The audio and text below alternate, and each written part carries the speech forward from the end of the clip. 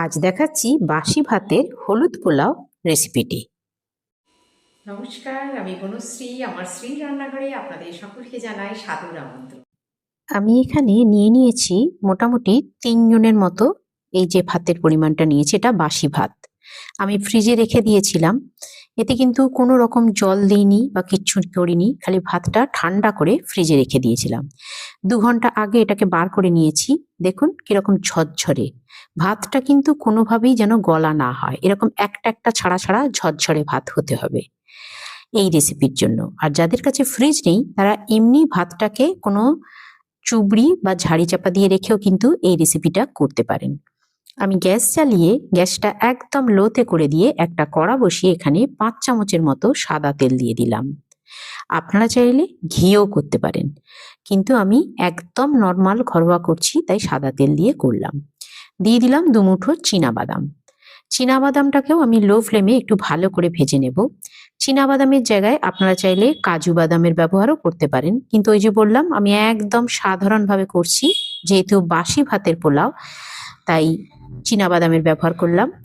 এবার চীনাবাদামগুলো আমার ভাজা হয়ে গেছে, এগুলোকে আমি তুলে নিচ্ছি। ওই তেলের মধ্যেই আমি দিয়ে দিচ্ছি ১ কৌটো ছোট বাটির মটরশুঁটি। মটরশুঁটিগুলোকে আমি নুন দিয়ে একটু সেদ্ধ করে নিয়েছিলাম। আপনারা যদি সেদ্ধ করে নেন নুন দিয়ে তাহলে ঠিক আছে, এই যে হালকা একটু সতে করে আমি তুলে নেব। আর যারা নুন দিয়ে সেদ্ধ করবেন না তারা কিন্তু একটু নুন দিয়ে চাপা দিয়ে একটু সেদ্ধ মতো করে নেবেন। আমার মটরশুঁটিগুলো তোলা হয়ে গেছে। দিয়ে দিলাম একটা গোটা শুকনো লঙ্কা ফাটিয়ে, একটা গোটা তেজপাতা আর ১/২ চামচের মতো কম বড় এলাচের গুঁড়ো। মনে রাখবেন আমি কিন্তু বড় এলাচের যে কালো, কালো বড় এলাচ হয় তার দানাগুলোকে খুলে নিয়ে একটু গুঁড়ো করে নিয়েছি। এবার দিয়ে দিলাম একটা বড় সাইজের পেঁয়াজ কুচি। পেঁয়াজ কুচিটাকে বেশ ভালো করে একটু আমি লো ফ্লেমে নরম করে ভেজে নেব।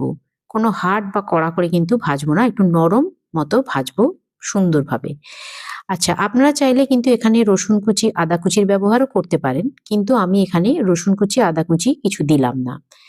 কারণ এই পোলাওয়ের সাথে রসুন কুচির টেস্টটা খুব একটা ভালো আসে বলে আমার মনে হয় না। আমার পেঁয়াজগুলো একটু ভাজা হয়ে গেছে। দিয়ে দিলাম 1/4 চামচ দারচিনি পাউডার, 1/2 চামচ জিরে গুঁড়ো আর ১ চামচ হলুদ গুঁড়ো। আপনারা চাইলে এই যে হলুদ গুঁড়োটা দিলাম সেটা কিন্তু আমি শুধু রঙেরটার জন্যই হলুদ গুঁড়োটা দিলাম। যদি রং না চান হলুদ গুঁড়ো নাও দিতে পারেন। আবার যাদের কাছে হলুদ রঙের ফুড কালার আছে আপনারা সেটাও দিতে পারেন। কিন্তু আমি একদম ঘরোয়াভাবে করছি বলে আমি হলুদ দিয়ে দেখাচ্ছি। আর যারা মনে করবেন নরমালি খাবেন তারা হলুদটা স্কিপও করে দিতে পারেন। এবার আমি আমার যে বাসি ভাতটা ছিল সেখান থেকে অল্প পরিমাণে কিছু দিলাম। সবটা কিন্তু একেবারে দিয়ে দেবেন না, তাতে কিন্তু কুক করতে অসুবিধা হয়। যেটা এইটা তো এমনি নর্মাল যে আমরা ঘরে ভাত খাই সেই ভাত দিচ্ছি, তাই অল্প অল্প করে চাল দেবেন আর অল্প অল্প করে চাল দিয়ে অল্প অল্প করে মেশাবেন। এতে একটা সুবিধে এই হয়, দেখবেন আপনার রান্নাটা করতেও সুবিধা হবে, মশলাটা সুন্দরভাবে সমস্ত ভাতের সাথে মিশে যায় আর ভাতটাকে বেশি নাড়াচাড়া করতে হয় না, যেহেতু এটা তো একদম 100% রান্না করা ভাত। এবার এর ভাতটার ওপরে যেটা লাস্ট ভাত দিলাম আমি আরো ২ চামচ সাদা তেল দিয়ে ওই ভাতটাকে আমি সাদা তেল দিয়ে মিশিয়ে দিচ্ছি, শুধু ওপরে সাদা ভাতটাকে। এতে কুক করতে অনেকটা সুবিধা হয়, রান্নাটা করতে দেখবেন অনেকটা ইজি হয়ে গেল, কারণ ওই ভাতের মধ্যে একদম শুকনো ভাত তো একটু তেল এসে গেল। আপনারা কোন শহর বা গ্রাম থেকে দেখছেন আমাকে অবশ্যই জানাবেন। আপনার নামটাও জানাতে ভুলবেন না। আমার রেসিপিটি কেমন লাগলো তাও জানাবেন। আপনার মতামত আমার কাছে খুবই গুরুত্বপূর্ণ। ভিডিওটি পুরো দেখার পর ভালো লাগলে একটা লাইক করে দেবেন এবং পাশে থাকা বেল আইকনটি প্রেস করে দেবেন, যাতে আমার সমস্ত রেসিপি আপনার কাছে পৌঁছে যায় আর আপনি আপনার নিজস্ব সময় মতো সেটি দেখে নিতে পারেন। আপনার কোনো প্রিয়জন বা বন্ধুর কাছে রেসিপিটি শেয়ার করে দেবেন, কারণ আপনার একটুখানি সহযোগিতা আমাকে অনেকটা এগিয়ে দেবে। আপনার কাছে আমি এটুকু আশা তো রাখতেই পারি। দেখুন আমার ভাতগুলো বেশ ভালো মতো ভাজা হয়ে গেছে। এবার আমি এর মধ্যে দিয়ে দিলাম আগে থেকে ভেজে রাখা চীনাবাদাম আর মটরশুঁটিগুলো। এই চীনাবাদাম আর মটরশুঁটিগুলোকে আমি ভাতের সঙ্গে একটু হালকা হাতে, খুব হালকা হাতে মিশিয়ে নিলাম।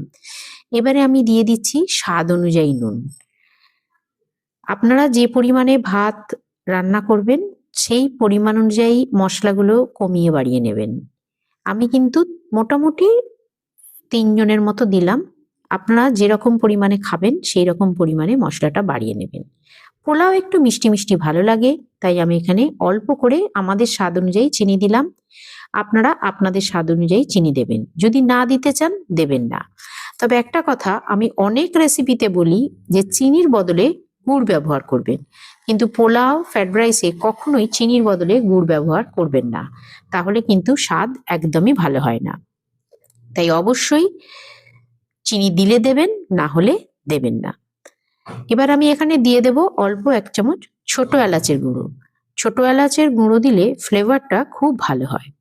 তো একটা বিষয় মনে রাখবেন যে প্রথমে কিন্তু আমি দিয়েছি বড় এলাচের গুঁড়ো যখন আমি ফোড়ন দিয়েছি, আর এখন কিন্তু আমি দিলাম ছোট এলাচের গুঁড়ো। অর্থাৎ ছোট এলাচের গুঁড়ো দিলে কিন্তু এর ফ্লেভারটা ভালো হয়। অতএব দুটো বা দু রকম এলাচ দিয়েছি, সেটা মনে রাখবেন। আমার সমস্ত রেসিপিটা হয়ে গেছে। এবার আমি একটা প্লেটের মধ্যে এটা সার্ভ করে নিচ্ছি। যারা রাত্রিরে বাসি ভাত থেকে যায় তারা সকালবেলা যদি ব্রেকফাস্টে এটা করে নেন, বেশি সময় লাগে না। শুধুমাত্র একটু চীনাবাদাম আর মটরশুঁটি ভেজে নেওয়া, বাকি বাসি ভাত দিয়ে আপনার খুব ইজিলি একটা 1 পট ব্রেকফাস্ট তো হয়েই যায়।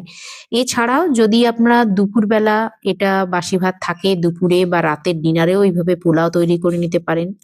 আর আমার চ্যানেলটা নতুন, আমি এখনো পর্যন্ত বেশি চিকেনের রেসিপি দিয়ে উঠতে পারিনি, তবু আপাতত 2টো চিকেন আর বোধহয় একটা আলুর দমের রেসিপি দিয়েছি। তো আপনারা চাইলে তার যে কোনো একটা দেখে নিয়ে এর সাথে বানিয়ে দুপুর এবং রাতের ডিনারও কমপ্লিট করতে পারেন। ভীষণই সুন্দর স্বাদ হয়, একদিন অবশ্যই ট্রাই করবেন। বাড়ির প্রত্যেকের ভালো লাগবে, আর আপনার খাটুনিটা অনেকটা কম হবে। আজ এ পর্যন্তই, আবার আসবো একটি রেসিপি নিয়ে। ধন্যবাদ।